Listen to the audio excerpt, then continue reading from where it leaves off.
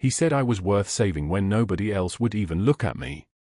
The words tore out of Sofia Sinclair before she could stop them, her voice trembling like a candle in the wind inside the underground poker room where cigarette smoke curled through the air in yellow spirals thick enough to choke on. The room had gone absolutely silent. Every man frozen. Every weapon holstered but visible. Armed guards stood at every door like statues carved from stone, their eyes fixed forward, trained never to look away, never to react. The poker tables stretched across the space with green felt surfaces and stacks of cash rising like monuments, like towers built from the suffering of desperate men who thought one hand could change everything. Sofia stood in clothes still damp from snow, her bare feet leaving wet prints across the concrete floor that gleamed under the harsh overhead lights. She held 5 crumpled dollar bills clutched in her fist. $5. All that remained of everything she owned in this world. Luca Calabrese sat at the head table. Tall. Broad-shouldered. His tailored black suit cost more than Sofia's entire wardrobe from the last 10 years. The white shirt beneath it was open at the collar, revealing the defined chest of a man who had clawed his way through violence and blood and merciless mathematics to own half of Seattle's underworld. His dark hair, silvered at the temples, was combed back with precision. But it was his eyes that held the room's attention. Dark glasses covered them. Perfect, expensive, black-tinted lenses that revealed nothing. Because Luca Calabrese could not see. Not with his eyes. Not since the night his father had taught him what it meant to disobey, had taught him pain before language, had burned away his vision and left him something else instead, something sharper, something that could cut through lies like a blade through silk. A scar ran from his left eye down to his cheekbone. Silver thread stitched it together. His hands were those of a man who had known violence intimately. The left one bore a gold watch worth $300,000. His fingers bore silver rings, each one representing a debt paid, a betrayal answered, a code maintained. Bruno stood to his right. Dark suit. Expressionless face. A man who had not smiled since 2008. Nino stood to his left, younger, hungrier, his eyes constantly scanning the room for threats that existed only in his paranoid mind. Luca's blind head tilted towards Sofia's voice with eerie precision. He tilted it the way a predator tilts its head toward prey it cannot see but can hear breathing. "Tell them," he said, his voice deep and solid like an oath carved into stone. "Tell them what you were doing 3 hours ago. Tell them why my driver brought you here instead of leaving you where he found you." Sofia's lips parted. Her throat worked. No sound came. The silence stretched. Became a living thing. Became a weight pressing down on everyone in the room. Sofia began, barely a whisper. "I was walking. On the highway. There was a blizzard and my car had stopped and I didn't know what to do. I was walking and I couldn't feel my feet anymore and then the headlights came and I thought maybe I was already dead and those were the lights of..." "Enough," Luca said, not unkindly. His hand raised slightly, just fingers uncurling from the poker table. "You were walking barefoot through a blizzard. Through temperatures that would have killed you in another hour. My driver found you on Route 90 with no shoes, no coat, nothing but whatever was in your pockets. Is that correct?" "Yes," Sofia whispered. "And when he brought you to the warmth, when he offered you shelter, did you ask him for money?" "No." "Did you ask him for anything?" "No. I thanked him. I thanked him and I asked if I could sit for a moment before he took me somewhere else. Somewhere it wouldn't matter if I was wet." Bruno's jaw tightened. Nino looked away. Luca turned his blind face toward her, and in that moment, in that terrible, impossible moment, Sofia understood something that would reshape everything that came after. He was not looking at her. He was looking past her. He was seeing something behind her eyes that no one else had ever bothered to look for. "Why would you want to sit with me?" Luca asked. "I am a blind man in a room full of guns. I cannot protect you. I cannot even see you. By every rational measure, I am useless to you. So why did you not ask for anything?" Sofia's voice broke. Because you were kind. And I didn't think I was worth asking anything from. I thought I was nothing. The room held its breath. Luca leaned back in his chair. His hand, the scarred one, reached across the table and stopped inches from Sofia's trembling fingers. He did not touch her. He simply held his hand there, suspended in the air like a prayer, like an offering, like a question. "You are not nothing," he said, and his voice was like thunder rolling across a plain. "The man who brought you here has worked for me for 14 years. In 14 years, I have never asked him to deviate from his route. Never. He made a decision that will cost him his job, his safety, his place in this organization.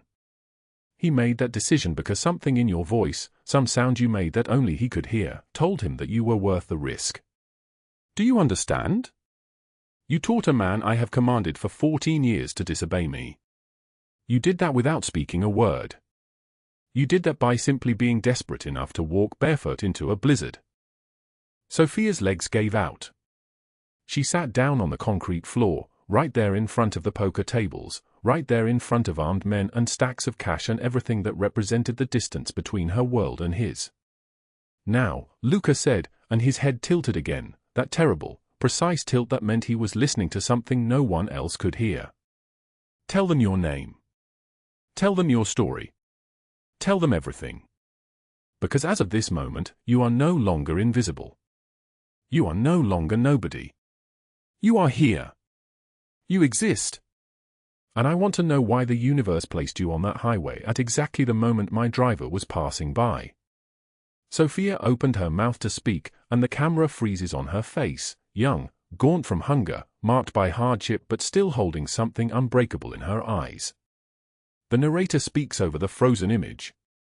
But what she did not know was that the blind man sitting before her could not see the tears running down her face.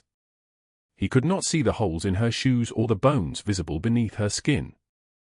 He could only hear the truth in her voice, the same desperation he had carried in his own throat as a child, the same knowledge of worthlessness that his father had beaten into him before he learned to read. And that recognition, that terrible recognition of shared pain, would bind them in ways neither could escape. It would drag her into darkness. It would pull him toward light.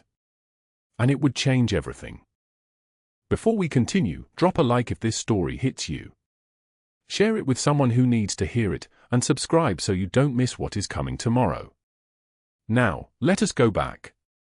Let us go back to 3 hours earlier, when Sofia Sinclair sat alone in her dying automobile with an eviction notice demanding $85,000 in 2 weeks, and 5 crumpled dollar bills in her pocket, and absolutely nothing left to lose. The November rain fell in sheets across Seattle, and somewhere in the darkness, a woman counted her final dollars while the storm gathered overhead like a curse that could not be escaped. 3 hours earlier, Sofia Sinclair sat in her ancient sedan parked behind a shuttered gas station on the highway outside Seattle, the dome light casting a sickly yellow glow across her trembling hands. 5 crumpled dollar bills lay on the steering wheel. She counted them for the 3rd time, her numb fingers straightening each bill as if the act of arranging them differently might somehow change the total. $5. That was everything. The eviction notice sat on the passenger seat, its edges already worn from being handled too many times. $85,000 due in 2 weeks. Below those numbers, a final date written in red. The landlord's name printed in cold block letters, a man she had never met, who owned dozens of properties across the city, who would not care that her late husband's hospital bills had consumed their savings, that she had spent 18 months working 2 jobs and still fallen short, that every penny of those $85,000 represented a life she could no longer afford to keep. Sofia reached into her jacket pocket and pulled out the photograph.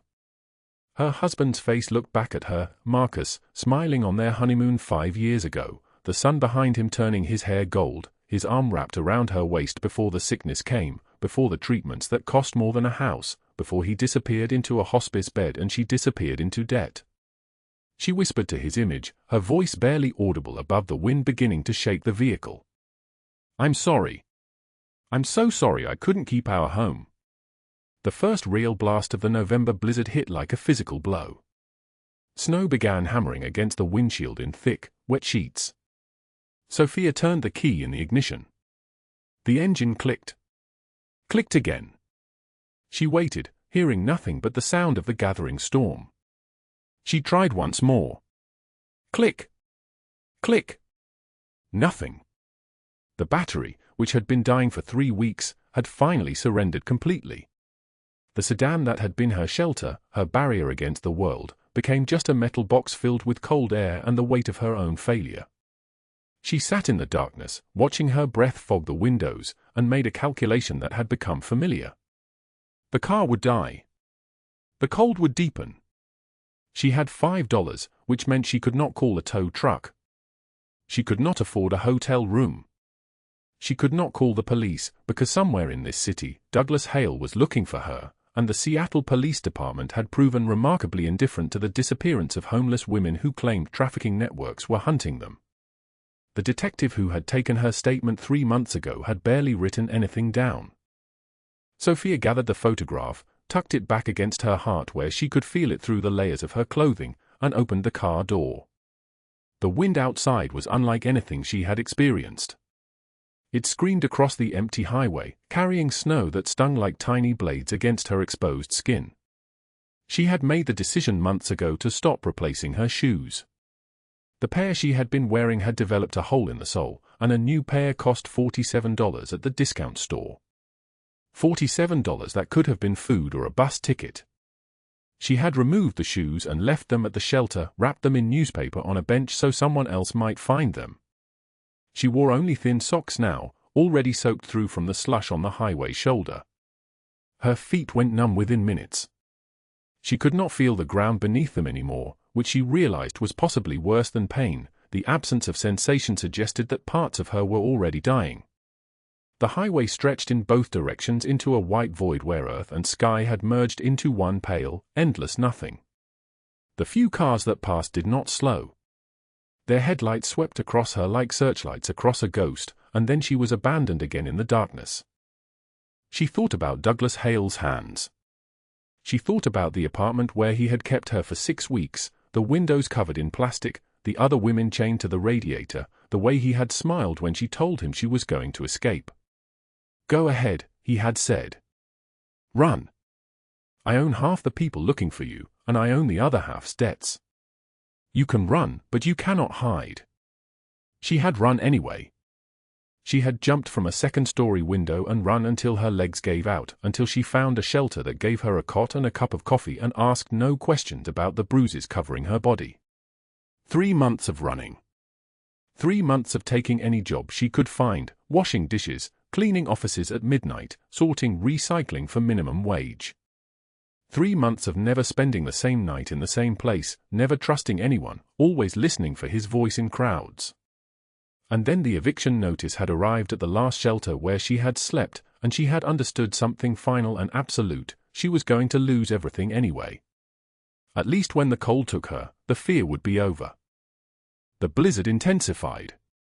Snow was falling so thickly now that Sofia could not see more than a few feet ahead.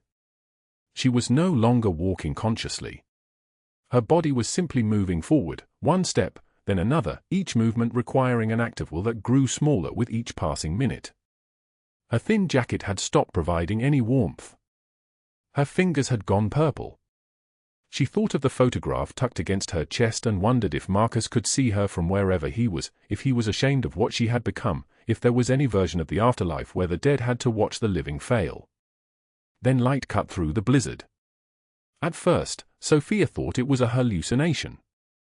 The light grew brighter, and she heard the sound of engines, powerful, multiple, moving in formation. Through the curtain of snow, 3 black SUVs took shape like submarines rising through a white ocean. They moved with military precision down the highway, and the lead vehicle slowed as it approached her. The back door opened. A man stepped out, tall, broad-shouldered, wearing an overcoat made of cashmere so fine it caught the light like water. Bruno. His face was sharp and angular, carved from something harder than flesh. He was perhaps 50 years old, with grey threading through his dark hair, and he looked at Sofia the way a general might survey a piece of broken equipment that had unexpectedly appeared on a battlefield. "Get in," he said. His voice was not unkind, but it contained no warmth. It was simply a statement of fact, delivered the way someone might tell the weather.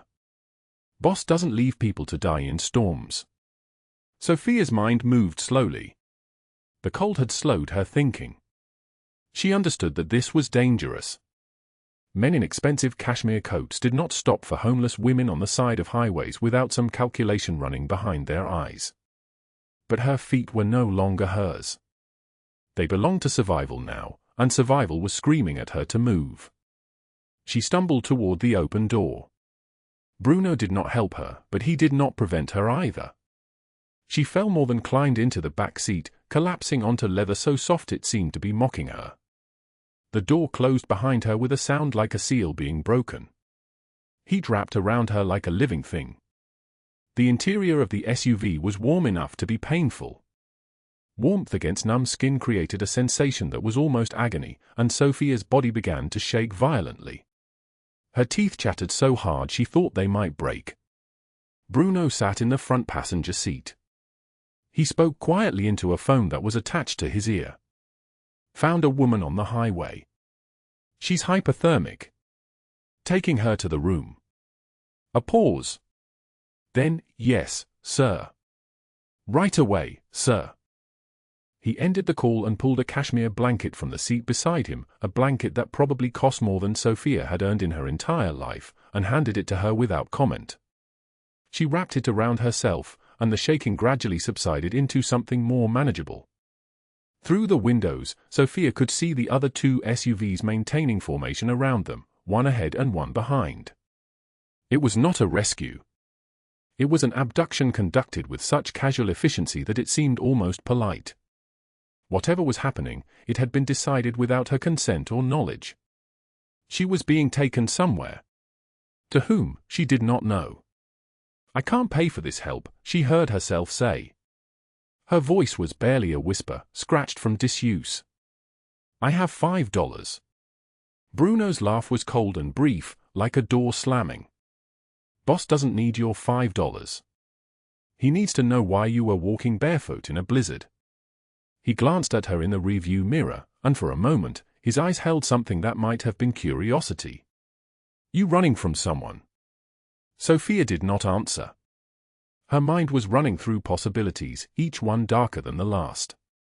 She had heard stories at the shelter about the organizations that preyed on women like her, trafficking networks that targeted the vulnerable.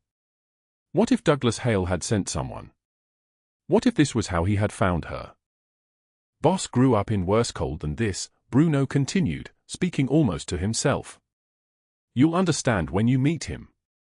The highway disappeared behind them. The city lights of Seattle appeared through the blizzard, growing larger, closer, more substantial. Sofia pressed the blanket tighter around herself and held the photograph of her husband against her heart, feeling his presence through layers of fabric, a reminder that she had once been loved by someone, that she had once existed in someone's world as more than a problem to be solved. The SUVs turned into an underground parking garage beneath a building she did not recognize. The blizzard disappeared above them. The temperature remained controlled, steady, clinical. Footsteps echoed on concrete as doors opened and closed with precision. Bruno turned to look at her directly for the first time. What's your name? Sofia, she whispered. Sofia Sinclair. Well, Sofia Sinclair, you're about to meet a man who makes decisions very quickly and very finally. I would suggest you speak the truth. He opened his door. Come on. The elevator ride was silent except for the sound of machinery. When the doors opened, they revealed a corridor lined with men in suits, men with the flat eyes of people who had seen violence and understood it as simply another language. They stood with the casual readiness of soldiers. Their hands rested near their bodies in positions that made clear where they kept their weapons. At the end of the corridor, a single door. Bruno knocked twice, and the door opened from inside. The elevator doors opened into a hallway lined with men in suits, men with the flat eyes of people who had seen violence and understood it as simply another language. They stood with casual readiness, hands resting near their bodies in positions that made clear where they kept their weapons. At the end of the corridor, a single door. Bruno knocked twice, and the door opened from inside. The underground poker room stretched beneath the city like a cathedral built for sin. Cigar smoke hung thick in the air, curling through the green-shaded lights that cast everything in an underwater glow. 3 poker tables dominated the space, stacks of cash rising like monuments to greed, counting machines humming their mechanical prayer. Armed guards stood at every entrance with expressions carved from stone. The sound of cards sliding across felt. The clink of chips. The breathing of men who understood that fortunes could evaporate in a single hand. Sofia stepped into this world barefoot and drenched, her worn dress clinging to her skin, her hair plastered to her neck. The cold had not yet left her body. Her teeth chattered despite the warm air that surrounded her now. Every eye in the room turned toward her arrival, a homeless woman, dripping melted snow onto expensive carpet, moving like a ghost that had somehow learned to walk. And then she saw him. Luca Calabrese sat at the head table, perfectly still in a black suit that cost more than everything she had ever owned. His shirt was open at the collar, white fabric against olive skin. His hands rested on the green felt with absolute stillness, scarred hands, marked by violence, bearing the weight of command. Dark glasses covered his eyes. His face was turned toward the sound of her footsteps with an eerie precision that made clear he was tracking her movements by sound alone. Nino stood beside him, hand resting near his gun, expression hostile. A scar ran from Luca's left eye to his cheekbone like a blade had once tried to cut him in half. Bruno moved forward. "Boss, this is the woman from the highway." Luca's head tilted slightly. His voice came out quiet, controlled, like thunder speaking very slowly. "She's freezing. Get her dry clothes, food, coffee." He paused, and his blind face turned directly toward Sofia's position. "Sit." She sat in the chair across from him. The leather was soft, expensive. She had never sat in anything this expensive before. Her bare feet dangled above the floor. The photograph of her husband was still pressed against her heart inside her jacket. Luca did not move for a long moment. The poker games continued around them, but the players moved with less confidence now, aware that something had shifted in the room's gravity. One of the guards brought a silver tray with coffee in a cup that gleamed like it had never been used. Another brought clothes, soft sweats, a cashmere sweater, socks. They set these things beside Sofia as if leaving offerings at an altar. When Luca finally spoke again, he slid a stack of cash across the green felt toward her. Hundreds. She counted them without touching, $5,000 in fresh paper. Sofia stared at the money. She did not reach for it. Luca's head tilted. "You're not taking it." "Why?" Sofia's voice came out barely a whisper. "Because I don't know what it costs." Something changed in Luca's expression, the smallest shift at the corner of his mouth. Not quite a smile, but close. "Smart. Most people grab first, think later." He pulled the money back across the felt, sliding it into a drawer beside him. "Tell me why you were walking barefoot in a blizzard." Sofia's hand shook around the coffee cup. The warmth of it felt like a lie, like something that couldn't possibly be real. She explained, the eviction notice, $85,000 in 2 weeks, her late husband dead 2 years, lost her job 6 months ago, living in her car, can't go to shelters because Douglas Hale's people watch them, looking for women like her. Luca's jaw tightened when she said the name Douglas Hale. The change was subtle but unmistakable. Bruno and Nino exchanged glances, the kind of look that passed between men who understood the weight of that name. "Douglas Hale," Luca repeated, not as a question. "The trafficker." Sofia nodded, then realized he could not see it. "Yes," she whispered. Nino stepped forward immediately, his hand still near his weapon. "Boss, we don't bring civilians into the room. Ever. It's protocol." Luca's hand slammed the table. Everyone flinched. The sound of it echoed off concrete walls. Poker chips jumped. Men froze mid-deal. "I broke my own rule," Luca said, his voice hard now, cutting like a blade wrapped in winter. "You want to know why?"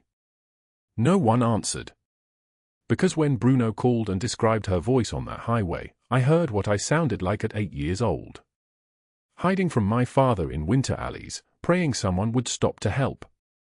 Praying so hard my throat ached with it. His blind face turned toward Sofia with impossible accuracy, as if his ears had given him perfect sight. No one ever stopped. The room had gone absolutely silent. The kind of silence where you could hear the building's heating system, the distant sound of the blizzard raging stories above them, the breathing of the men who worked for this man. Nino's expression shifted, shock that Luca had just revealed pieces of himself that his closest lieutenant had never heard before. Luca stood. His movements were controlled, each gesture measured like a man soothing a wild animal. He addressed the entire room, and his voice carried the weight of command. This woman stays until the storm passes. Anyone who touches her answers to me. Anyone who asks questions about her to anyone outside this building answers to me. She is under my protection.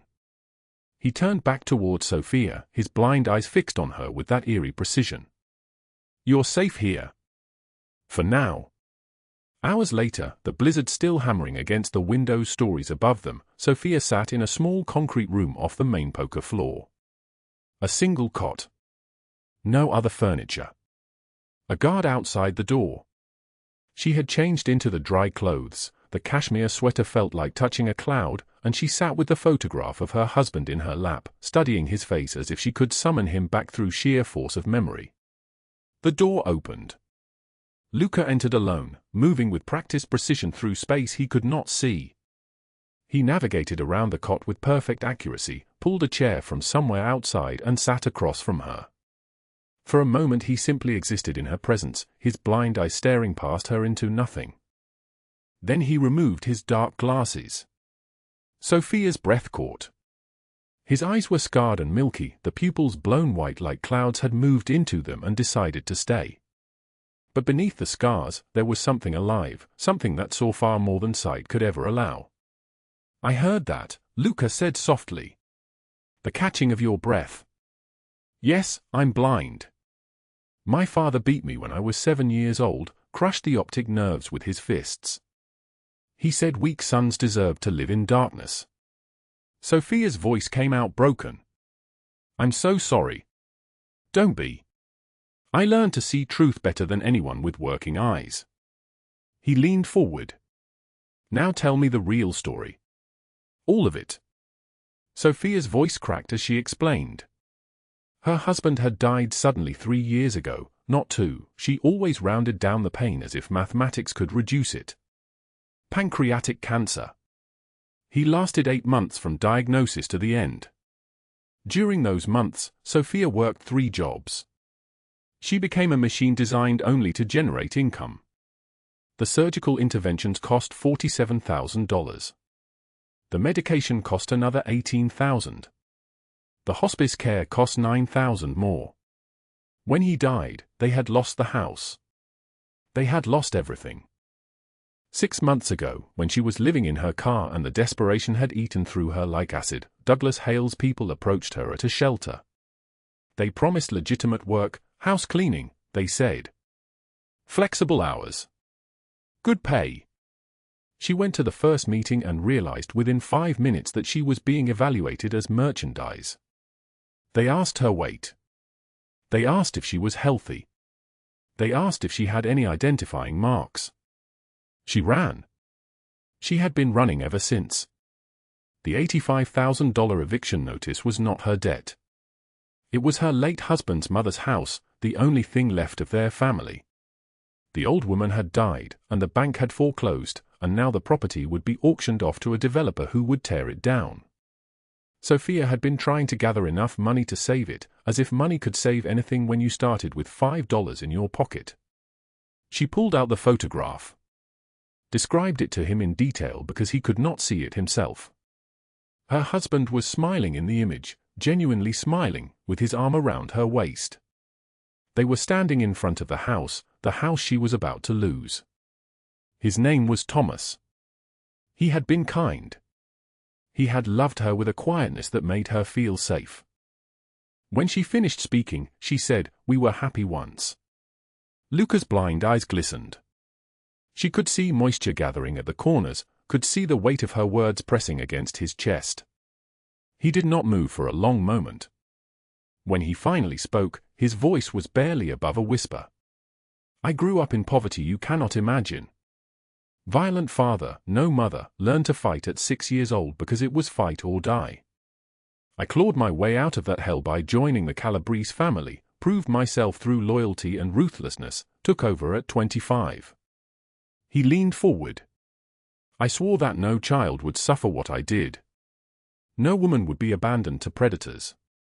He stood and moved to the small window set high in the concrete wall. The $85,000.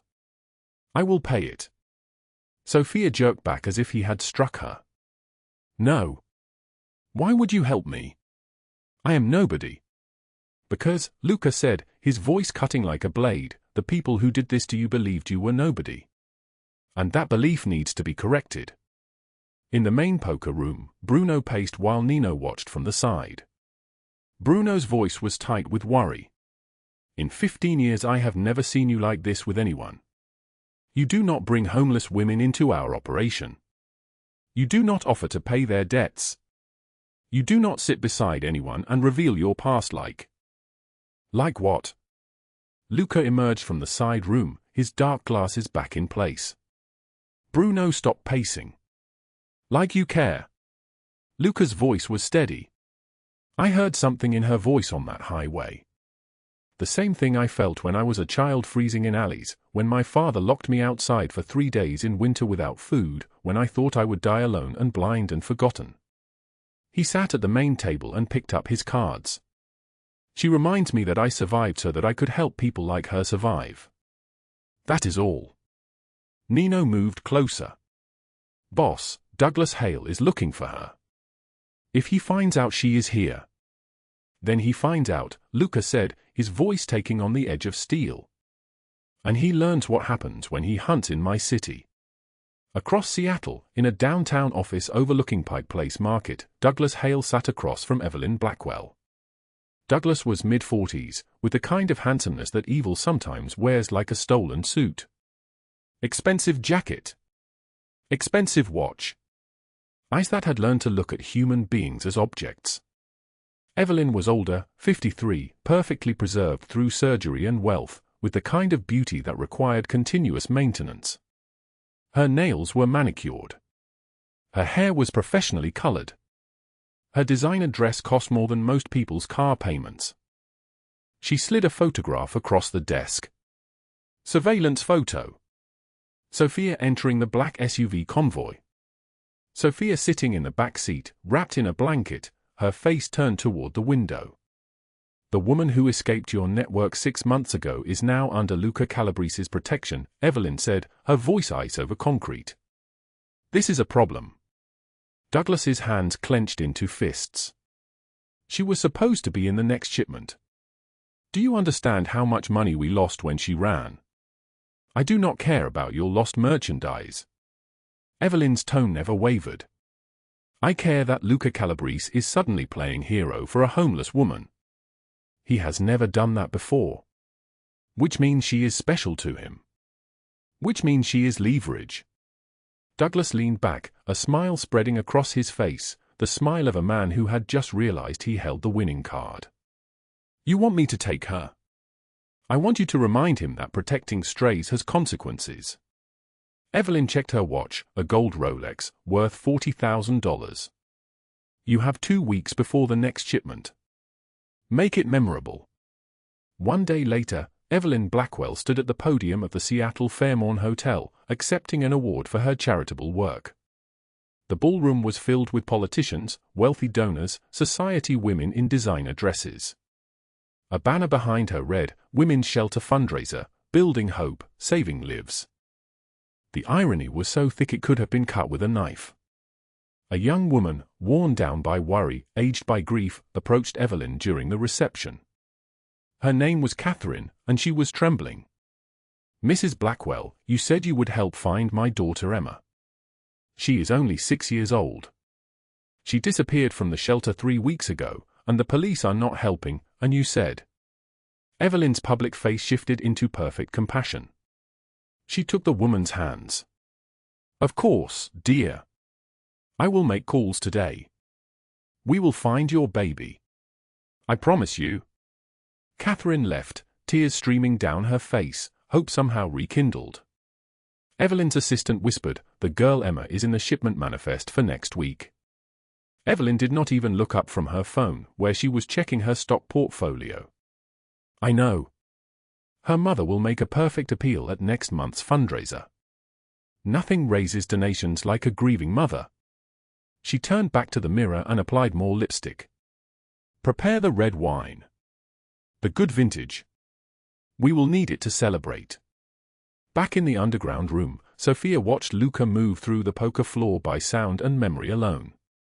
He navigated with perfect precision, knew exactly where each guard stood, where each table sat, where the bar was positioned. When a player called out a question about territorial disputes in South Seattle, Luca listened, asked 3 precise questions, then made a decision that would determine whether 3 rival factions would negotiate or go to war. Later, when the games had quieted and the room had emptied except for the guards, Luca found Sofia sitting at one of the tables, her fingers tracing the edge of the green felt. "You are wondering how a blind man runs an empire," he said. Sofia looked up, startled. "No. I am wondering why you saved me when you have so much else to protect." Luca sat beside her. The closeness made her breath catch.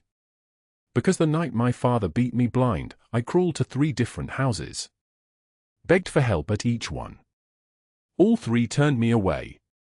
I swore if I ever had power, I would never turn away someone who needed saving." Sofia's voice broke. "I saved someone once. My husband. He had cancer, and I worked 3 jobs to pay for treatment. We lost everything, but he lived another 2 years. Those were the best 2 years of my life." "Then you understand," Luca said, and his blind face turned toward her with that impossible accuracy. "Some people are worth saving even when the cost destroys you." Their hands were very close on the table. Almost touching. The distance between them seemed to vibrate with possibility. Outside, 3 floors above the underground room, the blizzard was intensifying. Wind howled through Seattle's streets like something wounded and angry. The temperature was dropping. The forecasters were calling it the worst storm of the decade. None of them knew that Douglas Hale had just dispatched 4 men to the underground parking garage. 4 men with a message that would force Luca to choose between his empire and Sofia's life. The elevator doors were descending. The elevator descended with a sound like a coffin being sealed. 1 floor. 2 floors. 3. The cables hummed their mechanical song while Bruno's hand rested on his weapon, his jaw set tight as granite. Above ground, the blizzard had turned Seattle into a white wasteland, visibility dropping to nothing, wind screaming through the streets like something that had clawed its way out of hell itself. But down here, in the concrete belly of the earth beneath the city, the temperature remained constant. 70 degrees. Sterile. Trapped. The door slid open at the parking level. 4 men stepped out, their suits expensive but not tailored, their eyes carrying the flatness of people who had learned to view other human beings as inventory. The lead man was broad-shouldered, maybe 45, with a scar bisecting his left eyebrow like a question mark asking why he was still alive. He held an envelope in one gloved hand. Not a threat held at gunpoint. Not a challenge issued through violence. Just an envelope, white against his dark coat, somehow more terrifying than any weapon. "Message for Calabrese," the man said. Bruno stepped forward, gun drawn but held low, professional. "Boss doesn't take messages from men who don't announce themselves. Douglas Hale sent us." "That's announcement enough."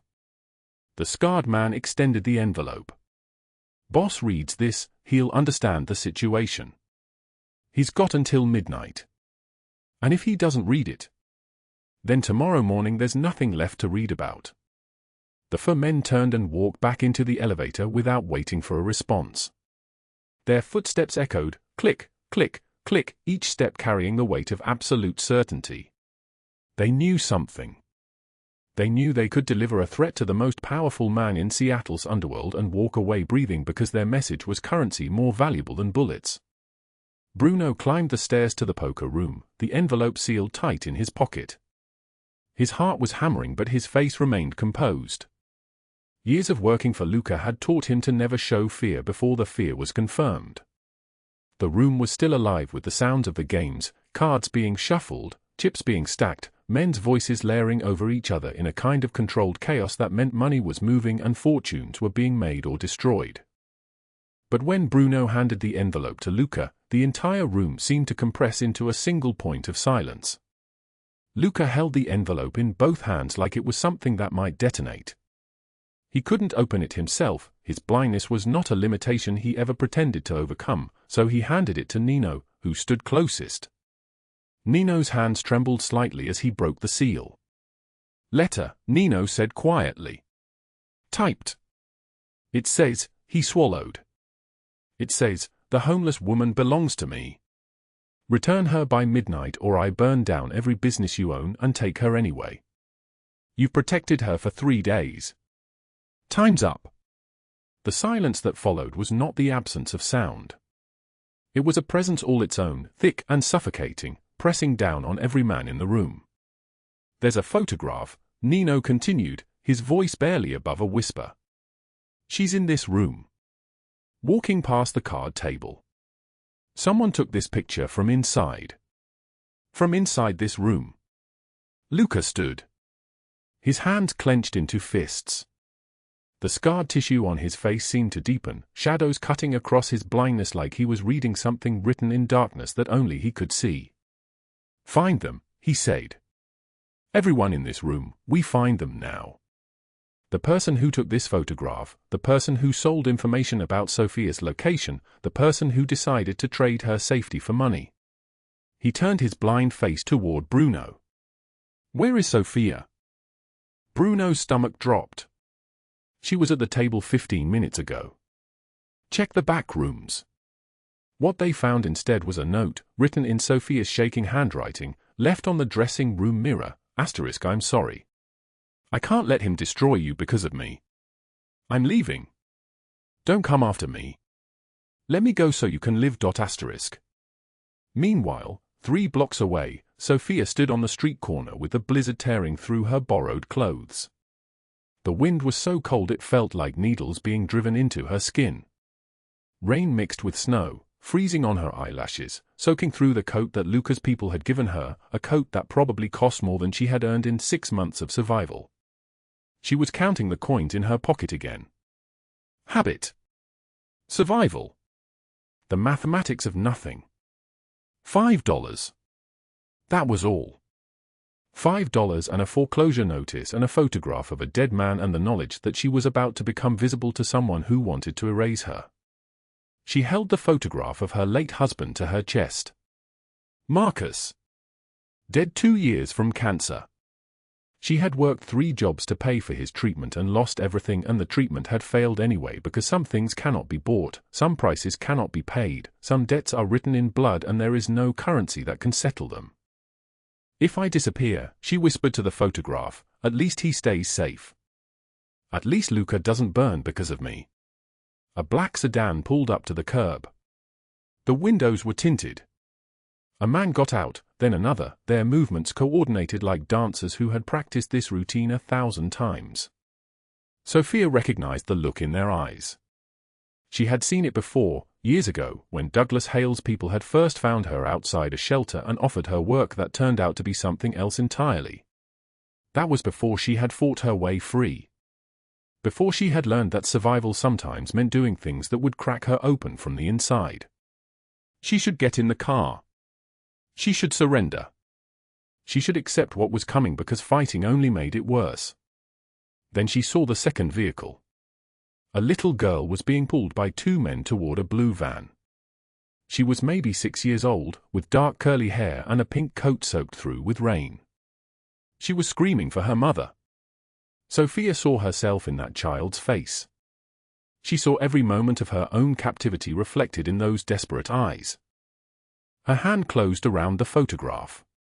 For a moment, just a moment, she held Marcus's memory against her heart. Then she moved. She screamed, "Emma! Run!" and lunged at the nearest man, her nails finding his face, her teeth biting into his shoulder. She was not strong. She was half-starved and exhausted and broken in ways that medical science had no name for. But she was faster than desperation. She was faster than surrender. The man cursed and swung, his hand catching her cheekbone. Pain exploded like fireworks, but she kept moving, kept fighting, gave the child the only thing she could give, time. 3 seconds. 4. 5. Long enough for Emma to run. Across the city, in the underground garage where Luca had just read the letter, 12 black SUVs were being prepared for deployment. The men moving through the garage were dressed in black tactical gear, their faces blank with purpose. Bruno coordinated through an earpiece while Nino checked weapons and Marco stood beside Luca, his hand on the boss's shoulder to guide him through the chaos of preparation. "Sofia left to protect you," Bruno said, reading from the note he held. "She went outside. She thought if she disappeared, Douglas wouldn't have cause to strike." Luca's blind face turned upward. His hands were trembling, not from fear but from something deeper, something that hadn't moved in his body since the night his father had beaten him blind and left him crawling in the dark. Rage. Pure, focused, crystalline rage. "Move," he said. The SUVs roared to life. Engines growling like animals waking from sleep. The convoy moved through the underground, tires squealing on concrete, every second counted in heartbeats and seconds and the distance between life and whatever came after. They found her at the intersection of 5th and Pike.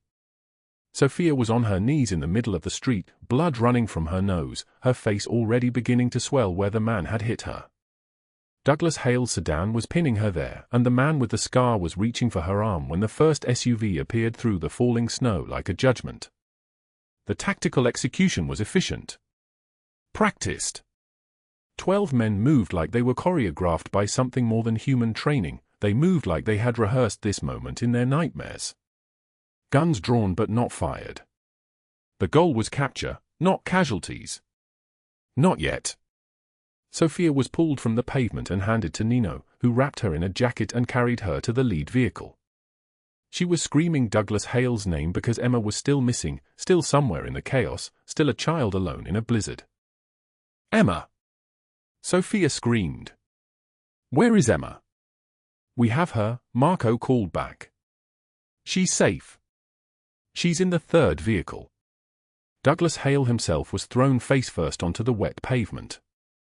His hands were cuffed behind his back. His expensive suit was torn and muddy and expensive in the way that meant nothing in that moment. Bruno dragged him to Luca's vehicle and shoved him onto his knees. The blizzard was so thick now that visibility was maybe 10 feet. Visibility of 10 feet and a blind man standing before a trafficker with his dark glasses removed, his scarred eye staring into absolute darkness but somehow seeing everything that mattered. "You hunted her," Luca said. His voice was not loud. It was quiet and solid like an oath carved into granite. "You believed she was nothing. Invisible. Worth taking because no one would notice she was gone." Douglas was trembling like a cornered animal. Sweat was mixing with rain on his face. "Please, Calabrese, I didn't know she was connected to you. I'll leave Seattle. You'll never." "You're right," Luca said. "You'll never see Seattle again." He snapped his fingers. 3 additional SUVs pulled through the snow. The Moretti family. Rivals, but allies when the enemy was someone who preyed on children. The Moretti family's daughter had been taken 2 years ago. Never found. Never returned. "He's yours," Luca said to the man who stepped out of the lead Moretti vehicle. "The trafficking records are in his office safe. Combination 47-23-91. Take whatever time you need." Douglas Hale's screams as they dragged him into the darkness could be heard even through the blizzard. Then the sound faded. By morning, he would be missing. By the end of the week, federal agents would find his body in an abandoned warehouse. By the end of the month, the case would be classified as unsolved homicide. Justice, Luca thought, was sometimes too slow. Sometimes you had to let other people deliver it faster. The underground room, 6 hours later, smelled like fear and expensive coffee. Sofia was wrapped in blankets, sitting at the same table where she and Luca had almost touched their hands. Emma was asleep beside her, the child's head resting on Sofia's lap. Luca entered. He moved with the precision of someone who had learned to navigate darkness so completely that blindness was no longer a limitation. He sat beside Sofia, close enough that she could feel the heat of his body. "You left to protect me," he said. Sofia's voice broke. "I couldn't let him destroy you." His blind hand reached out. It found her hand with impossible accuracy, moving through darkness like it could see. "You ran toward danger to save a child you didn't know. That's not something nobody does. That's something a hero does." Sofia was crying now. Silent tears mixing with the aftermath of violence and cold and the knowledge that she was still alive and that somehow, impossibly, she had mattered. Luca pulled out a document. "Your debt is paid. $85,000. House transferred to your name. No conditions. No debt. You're free." "I can't accept." "You already did," he said. "The moment you screamed for Emma to run instead of saving yourself." His scarred blind eyes glistened. "You saved me too. The worst night of my life became every night I built this empire alone, believing no one could be trusted. Then I heard your voice on that highway. Heard truth I'd been listening for all my life." Outside, the blizzard was beginning to ease. The storm was passing. The sky was starting to clear somewhere beyond the clouds. What happened next would change both their lives forever. 2 weeks passed like a held breath finally released. Sofia stood in the center of her house, the foreclosed property that was no longer foreclosed, that bore her name on documents signed in Luca's blind handwriting, and watched Bruno direct 3 men carrying a sofa through the doorway. The November light fell in clean rectangles across hardwood floors she thought she'd never see again. Boxes lined the walls, each one containing pieces of a life she'd recovered. A wedding photo of her and Marcus leaned against the kitchen counter, his face smiling from 8 years ago when the world made sense and rent was paid and tomorrow felt certain. Emma's mother stood in the living room holding a casserole dish wrapped in foil, tears streaming down her face in a way that had nothing to do with gratitude and everything to do with gratitude. "They found 23 women," she whispered. 23 in Douglas Hale's network. "The FBI said your evidence, the recordings, the names you gave them, freed all of them. 23 families reunited because you screamed for my daughter to run instead of saving yourself." Sofia pulled her into an embrace that lasted longer than either of them expected. When Emma appeared in the doorway, small, tentative, her mother's face in miniature, she moved like someone still learning that the world could be safe. She ran to Sofia without hesitation and wrapped her arms around Sofia's legs, holding on like an anchor. "Colors for sad days," Emma said into the fabric of Sofia's jeans. "When I feel sad, I think about the colors you showed me."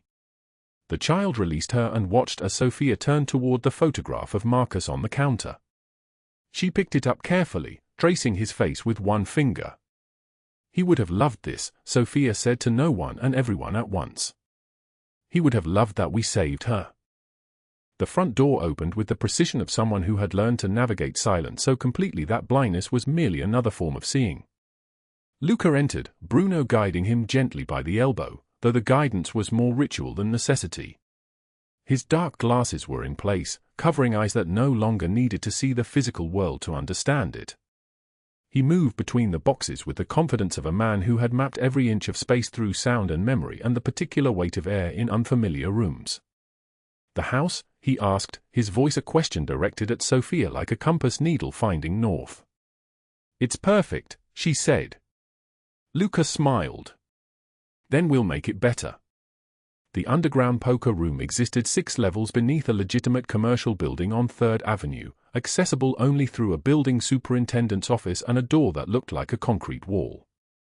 That's where Sofia sat 3 days later, positioned at Luca's right hand at the head of a table where cash stacks rose like monuments to power and men in Italian suits arranged themselves in careful hierarchies. The room smelled like Cuban cigars and espresso and the particular anxiety of people who knew that one wrong word could cost them everything. The Benedetti territory, one of the men said, a captain named Rossi with a scar that split his left cheekbone like a lightning bolt. They're moving into our numbers operation in Ballard. Luca turned his face towards Sofia. She understood without explanation. This was her role now, to describe the men's faces, their body language, the micro-expressions that betrayed lies before words could form them. She leaned close to Luca and whispered what she observed. Ross's left eye twitched when he mentioned Ballard. His fingers drummed against the felt table in a rhythm that matched his heartbeat, not his words. He was afraid of something he hadn't said aloud. "Tell me the truth, Rossi," Luca said, and his voice carried the weight of 15 years of command. "What really happened in Ballard?" Ross's jaw clenched. He looked at Bruno, who was watching Sofia with something between shock and recognition. In 23 years of working for Luca Calabrese, Bruno had never seen the blind boss ask anyone's permission to understand his world. He'd never seen Luca trust anyone's eyes but his own instinct. "She did what a partner does," Bruno whispered to Nino, who was standing against the wall with his arms crossed. "She saw the truth when everyone else was selling him lies." Nino nodded slowly. "Loyalty like that doesn't come from a favor owed. It comes from a person who chose to give their life meaning by saving someone else's child." The meeting concluded with the kind of finality that meant Benedetti would discover their numbers operation in Ballard was already being dismantled by Bruno's crew. Information moved fast through the Seattle underworld. The blind Mafia boss with the homeless woman at his right hand had become a story people told in whispers, not because it was strange, but because it worked.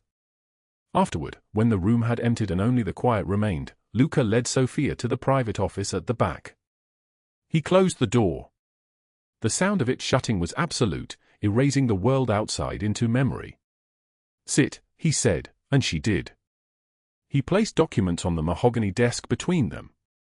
Partnership papers. Salary listed as $200,000 annually. Benefits. Security detail.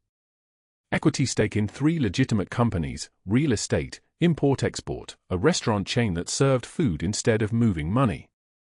Sofia stared at the numbers like they might rearrange themselves into something that made sense. "You asked what I did next," Luca said. "After the debt was paid and the house was transferred. This is it. You're not homeless anymore. You're not running anymore.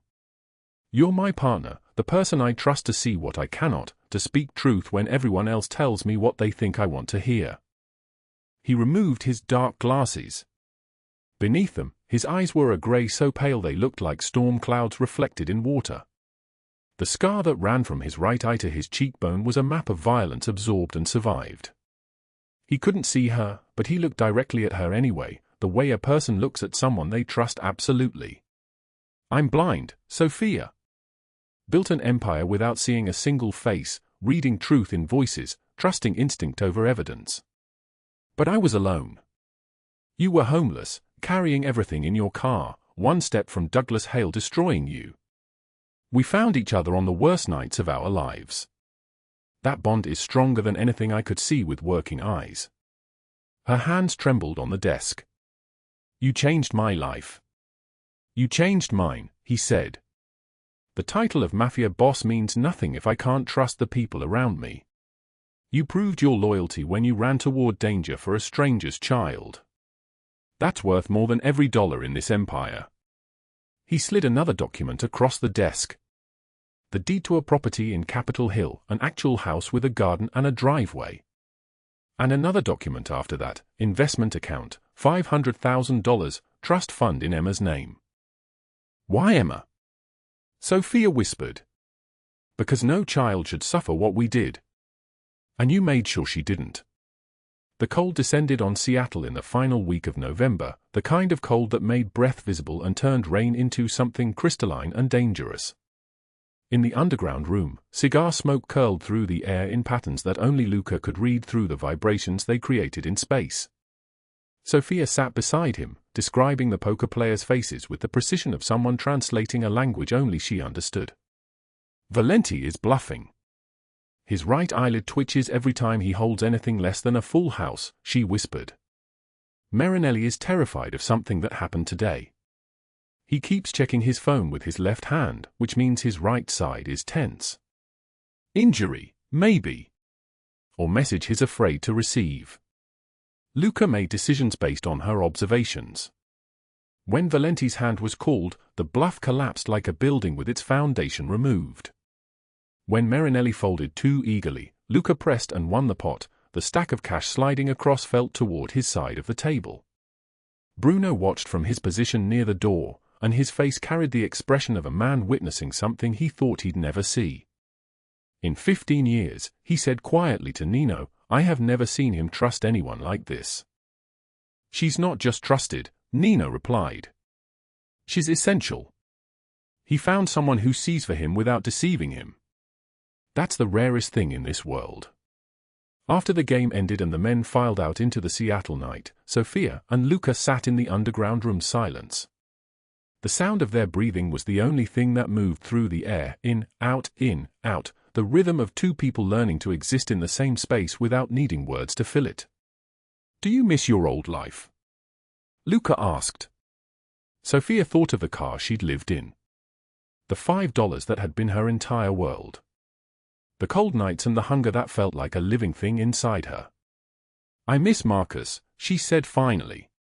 But this life, helping you, saving children like Emma, having purpose again, he would have loved this. Luca reached across the space between them, his blind hand finding her face with impossible accuracy. He traced the line of her cheekbone with one finger, a gesture so gentle it broke something inside her chest open and let her remember what it felt like to be cherished. Then we honor him by living it well. Outside the underground room, the city moved through its winter routines.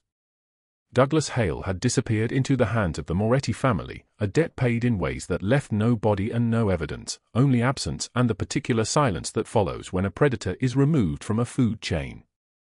Evelyn Blackwell sat in a federal prison cell 40 miles south of Seattle, her wealth seized, her reputation destroyed, her phone calls monitored by guards who no longer bothered hiding their contempt for her. 23 women had been freed from their network.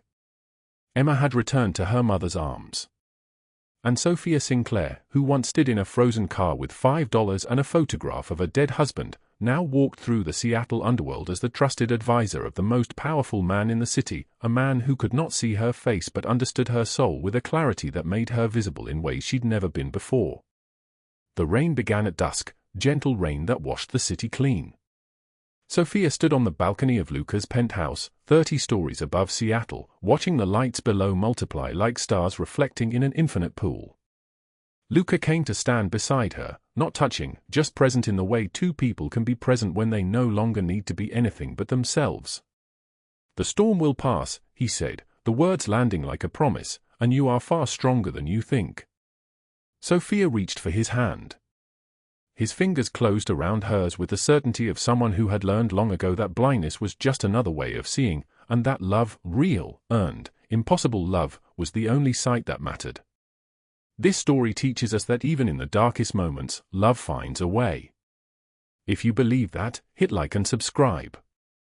Leave a comment and tell us how this story made you feel. Thank you for staying with us until the very end.